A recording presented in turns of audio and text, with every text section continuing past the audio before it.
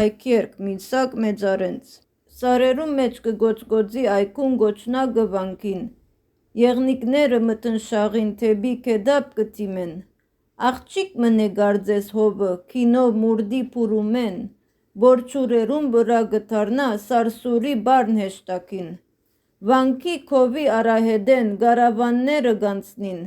փոժոժներուն երկը լալով քիշերին մեջ դրտմորեն, մինչ կսպասեմ ջինջ լույսերուն, որոնք ձակիլ գհամեն, ու գլսեմ շշուկներն, որ գհծծեն մեջը ցանգին։ Գիրջին խորը, ժայրին ծոցն է քյուղանգարը փրված,